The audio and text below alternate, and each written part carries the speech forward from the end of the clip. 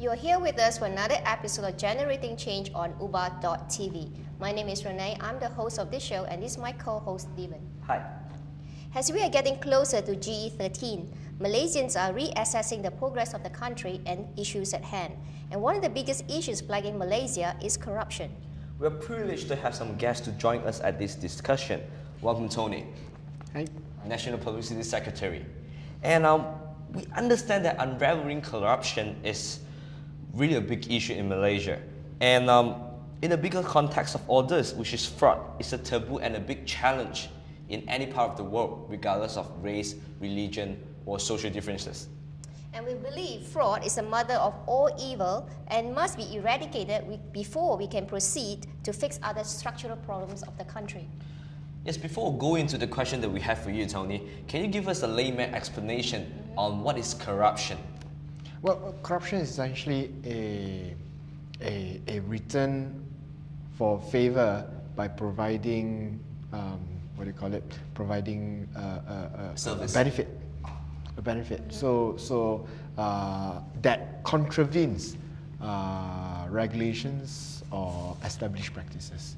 You know, to bypass regulations, bypass laws, and to get the things that otherwise you would not have gotten.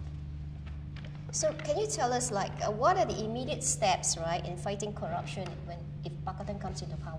I think the immediate step to fight corruption is really twofold. Number one, you have to ensure that the government has the credibility or is seen to be credible in fighting corruption. And the way to do that really is to catch your big fishes. Yep. That's number one. Number two is enforcement. Many of our corruption cases, when they do appear in the courts, they fail to achieve a guilty verdict. The accused are often deemed acquitted because the prosecutions either screwed up their case or did not provide sufficient evidence or didn't do their investigations in a proper manner. So such circumstances have resulted in convictions being relatively low in this country. So are you saying that the MACC is inefficient in carrying out their investigations? I think the MACC, unfortunately, in this country has been politically motivated. So as a result of political interference in the whole entire process of MACC, as with its predecessor, the ACA, Anti-Corruption Agency, before it was elevated into a commission, makes it ineffective in dealing particularly with big fishes, the big sharks in the ocean. So that means if I understand it correctly, the Chief Commissioner is actually appointed by the AGO and upon the advice of the PM? Is that yes, upon the advice by the PM. So you may be a commission. Technically, you're supposed to be independent, but you're essentially under the current regime still beholden to the whims and fancies of the ruling government. So there's very little difference between the commission today and the agency it was before. I think it was in the past, we have heard of plenty of stories where files were submitted to the prosecutor's office that were never prosecuted, or cases which were asked to be closed and subsequently the corrupt cases actually blown apart because the corruption was discovered, actual corruption was exposed by whistleblowers. We have seen this in one of the biggest scandals in Malaysia, the Portland Free Zone scandal. The one that has will cost the government at least 12.5 billion ringgit. Now that case was not a new case. That case started in 2007. Police reports were filed. When it went to MACC, case tutup, no case. But 2-3 years later, when finally the bailouts became bigger and bigger, from 1 billion it became 4 billion, then it became 7 billion, and now after proper audit it became 12 billion, then the case was actually forced to be reopened. So it's very clear that there's a lot of political motivations behind closing and opening of cases in the commission. I understand that the anti-corruption agency in other countries is independent, right? Yep. So that should be the way. Well, not all countries are independent, obviously, but the countries where corruption is minimal, the anti-corruption agencies are independent. So you can see one of the best examples in the world is the Hong Kong ICAC, yeah, Independent Commission, Independent Anti-Corruption, Commission of Anti-Corruption, for anti-corruption. Yeah. So now this brings us to the transparency corruption perception, right? The chart here shows that the index rating has averaged 5.0 for the last 10 years, with a significant decline from 2008 to 2009. If you look at the graph right now, can you tell us why there's no improvement in the perception of corruption in Malaysia for such a long time? And secondly, why do you think there was such a decline in 2009? Well, the reasons are actually obvious. The reasons are obvious because we don't see any decline in the number of corruption cases or perceived corruption cases appearing in the public sphere. The main reason why 2009 the rankings dropped significantly is over the Portland Free Zone issue, okay, where the government tried its best to keep a lead on the scandal until it was actually forced to conduct an independent audit, which subsequently discovered that it is a 12.5 billion ringgit black hole for the government. We're talking about 12.5 billion. Billion, not million, 12.5 billion ringgit. So, and this was the reason why it became such a big hole is not because of incompetence or some negligence. It's actually because the government minister in charge of Transport Ministry issued letters of guarantees without authority from the Ministry of Finance, which means it's against the law, to bankers to finance a non-bankable project. So because it was a non-bankable project, the minister wrote a letter of guarantee, the banks issued the loan, and as a result, the government have to bear the brunt by then paying up for the loan that was taken by the agency involved who took the loan. But didn't the accused, which is Datuk Sri Lim Leong Sek, I think if I'm not wrong, he has said that he's not so well versed in the financial, standing of. Absolutely. I mean, this is after years of political pressure that we finally have two of the former transport ministers actually charged in court. But they are not charged in court for falsifying documents. They're not charged in court for, fraud. They're not charged in court for corruption. They're charged under this preposterous basis of misleading the Prime Minister. Well, misleading a Prime Minister. Yeah, or lying to a Prime Minister about the nature of the project. Cheating the Prime Minister, cheating the Cabinet about the project. And it is completely ridiculous. How do you prove that the Prime Minister was cheated?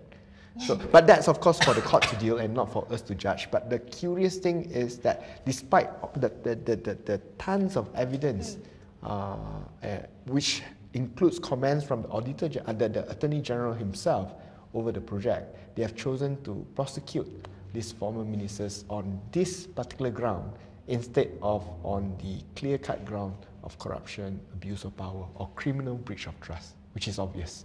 Because they signed the letters despite not having the authority to do so. Is this case still ongoing? The case is still ongoing. The fear we have is after elections, semua selesai. Semua selesai. But if you come into power, what would you do? What we will do is we will review these cases and whether check if there are additional charges that can be laid upon those who are found guilty of it. And these two ministers are obviously not alone in the entire exercise. No, you can't have a 12.5 billion scandal with just two persons responsible for it. There would be plenty of other people who are involved in the whole exercise. Involve a big group of You have involved people a big behind. group of people. So I believe that we have sufficient of evidence. Do we have the sufficient evidence that once Pakatan take over, we can actually take action on this particular issue? I think the evidence are there if the investigators did their job. I sit in the Public Accounts Committee of the Parliament, and despite having cursory view of some of the documents only accessible to the PAC, we can see that there are some very clear evidence of breach of trust, fraud in the entire exercise. In fact, the recommendation from the PAC, Public Accounts Committee, which is dominated by Barisan Nasional members, okay, they had no choice but to conclude a criminal breach of trust. Despite the fact that it's BN majority in the committee, the evidence was so obvious that you cannot not write that there is a criminal breach of trust. And yet, the prosecutor did not prosecute these ministers for criminal breach of trust. So that's obviously a failing of our anti-corruption system in the country. True. And corruption can occur in many sectors, and it can be in public or private, or even NGOs and charity organizations.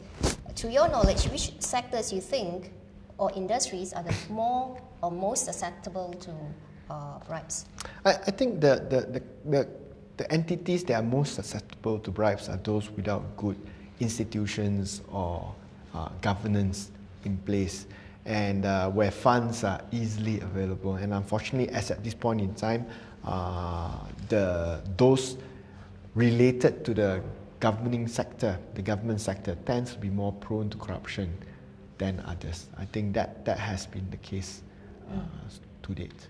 Okay. Well, recently a video produced by an organization called Global Witness about corruption in Sarawak screened on YouTube. The footage of the video on the face of it produced clear evidence of the corrupt exploitation of natural resources, tax evasion and money laundering on the part of the Chief Minister and his extended family members. Well, since the unraveling, nothing has been done to put him under investigation. Well, if you come into power, what will you do on that? I think besides the video, there are plenty of other evidences available to show that there are some, abuse of power involved, very real cases of possible corruption. You can tell by the fact that he has a monthly salary of 30,000 ringgit a month as a chief minister.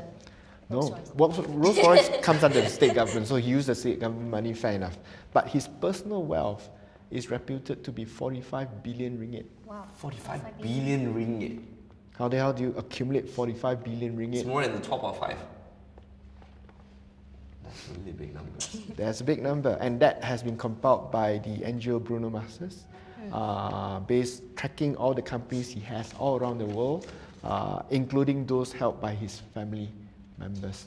So how do you accumulate 45 billion ringgit with a salary of 30,000 ringgit a month as the chief minister with no other occupational income?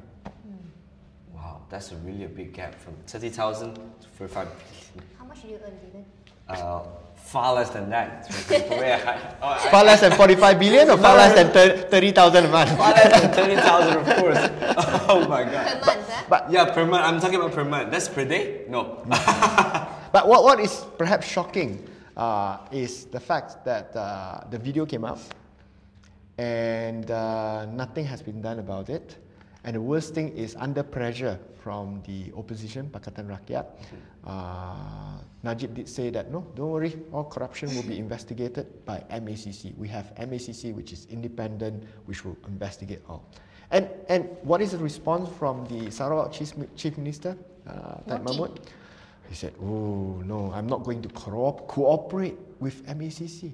He actually said, I am not going to cooperate with MACC.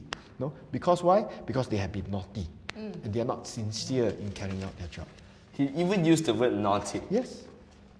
So, I mean, where is the law in this country where a chief minister with a disproportionate amount of wealth can actually tell the anti-corruption agency in the country that you're naughty? Get lost. I'm not going to cooperate with you. And nothing gets done.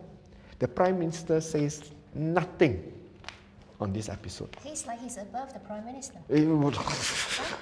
And this is despite the fact that the Prime Minister, just before this election, signed the election integrity pledge. He signed the election integrity pledge where they will not they will not support corruption, they will not buy votes, they will abide by all laws and regulations, with the Sarawak Chief Minister witnessing the signatory. Just skeptical. And they also say that you guys didn't want to sign it, right? Did they say something like that? Well, we wanted to sign something more, because that we wanted to sign. Besides, we are against corruption. We will not buy votes. We will abide by all laws. We wanted a declaration that included all elected executive officials, which means if you are appointed to the State Executive Council or become a minister, you are required to declare your assets publicly. So we wanted that clause in there because we feel that if you don't have that clause in this pledge, then it is a meaningless pledge. Yes. It is an absolutely meaningless pledge. And what we have done is we've done in Selangor and in Penang, where our the State Executive Councillors actually disclosed all their assets. Yep. And it's the first time that any elected officials have actually done so in this country. True. Well, the Corruption Perception Index from Transparent International ranks Malaysia 54 of 174 countries. And in this indication of severe leakage in the system and the lack of power governance, will we drop even further in this index? Well, we have been dropping consistently. I mean, in 2003, we were number 33. 33 to 54. 33, that was just when Abdullah Badawi took over. Yep. And when Abdullah Badawi took over, he said he is, in Chinese, Bao Jing Tian. That means the man who will bring justice and who will fight corruption. And in fact, all Malaysians fell for it. You know, in 2003, we gave him a huge mandate, 91% of the parliament, believing that he will bring reforms to our institutions. And by the time he stepped down, we were number 49. 49. Okay, and Najib took over and he started the National Key Result Area on corruption, okay, to reduce corruption. And we went on falling to number 53, 54, and 56 before coming back a little bit to 56. And even then, that was because of a change in methodology, the final year. But we have not improved. We have not shown any significant improvement under the 4 years administration of Najib Abdul Razak, despite his promise to fight corruption. Now, I want to ask a question about illicit outflow. Yeah? According to the report released late last year by the Washington-based Global Financial Integrity, which is GFI, it showed that a whopping 285 billion US dollars. That's amount to 872 billion ringgit of illicit outflows from Malaysia that occur between 2001 and 2010, which means an average of USD 28.5 billion annually, right? This will rank Malaysia as third globally in terms of illicit capital outflows. Now, in 2010, we were ranked second behind China with a huge outflow of 64.4 billion USD. Why is it so much of money leaving the country, and what can we do on this? Why do I want to keep money in this country if I can make it illegally? If I make it illegally, I want to take the money out of this country immediately, and that is reflected in the Global Witness video.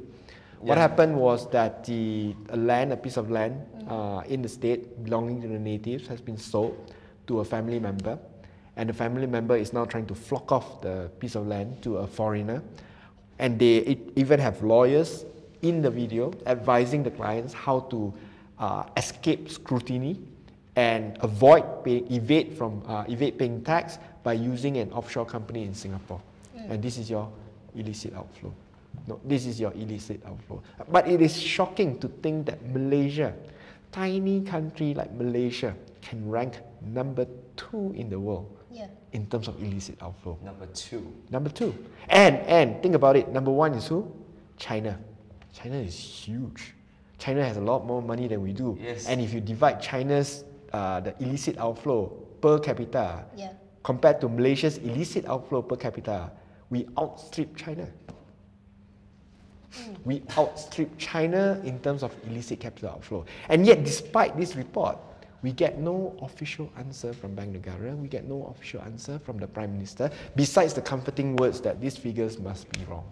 I guess there's no way to retrieve back all this money, right? Well, you never know. I think one of the lessons we have learned in 2008 when we took over some of the state governments is that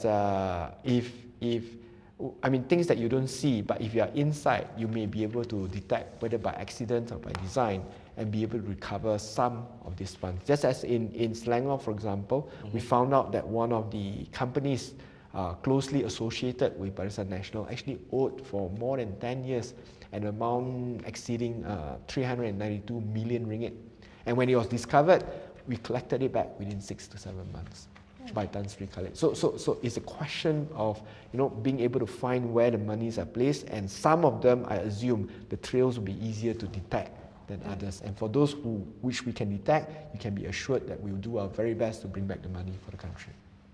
Now, there's another report by the Center for Policy Initiatives Director, Dr. Lim Tack, which stated in the GFI report saying that it's not surprising, given the prevalence of high level of corruption in Malaysia, that illicit outflows are so large because of the tremendous of financial gains related to kickbacks, corruption, and also other illegal means.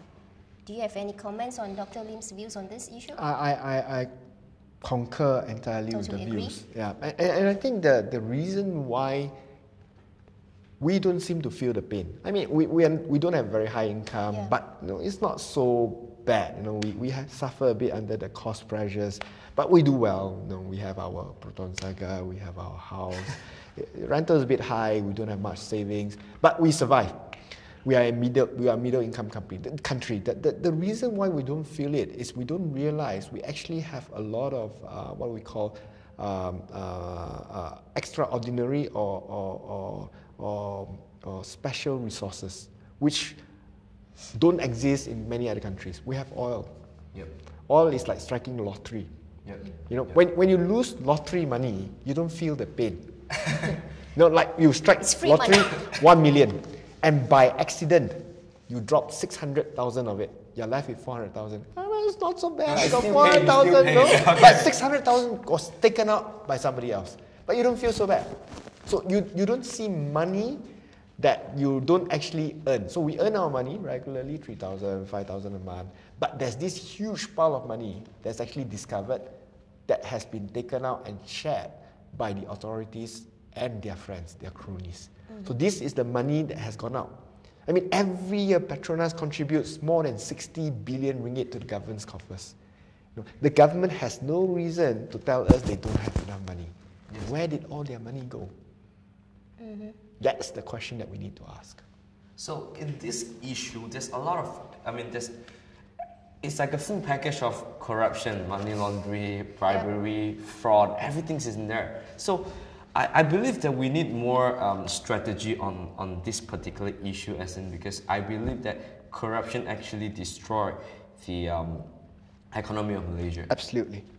So what can be really implement on this? I think we have to institutionalize policies that can remove corruption on a systematic basis. You will not be able to catch all who are corrupt. Yep. But if you reduce the means by which people can be corrupt, then corruption will fall automatically. And critical to that is in government procurement. That's where the bulk of the money leaks out. The big fish. The bulk of the money leaks out, big and small fish, whether in big projects or small projects. True. And they must be tendered in an open and transparent basis. Yes, transparent. Absolutely. There's no open tender, then you are going to lose tons of money. I'll give one example. Penang, a piece of land, 980 acres, there's big numbers here, was sold for 1 ringgit a square feet. Tanjung Tokong, if you know where Tanjung Tokong is, it's next to Batu Fringi, by the beach.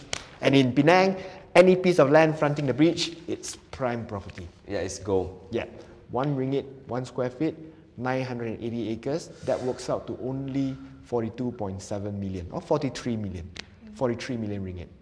When we took over, we also sold land because we raised revenue and we want development in certain areas. We sold a piece of land for a piece of 103 acres land, which is about 10% the size of what the BN government sold. We sold it by open tender, international, whoever pays a higher price. From 103 acres, we raised 1.1 billion ringgit. From 980 acres, Barisan Nasional raised 43 million ringgit. Wow. Okay, in terms of price per square foot, we sold at 240 ringgit. Barisan Nasional sold it at 1 ringgit. 1 ring, okay. To me, 1 ringgit. Mathematics? No, I don't even need the calculator for this because it's facing the beach, it's a prime location, it's gold. 1 ringgit per square feet. Yeah, absolutely. It doesn't make sense. And these are money which could have gone into government coffers. It's all, where did it go? It went to the developers. And that's where all the money will get taken out. And that's where all the wealth of the country gets siphoned away. And this is for Penang, where the income is only from land sales and premium assessments and premiums. We have a budget of only 400 million before.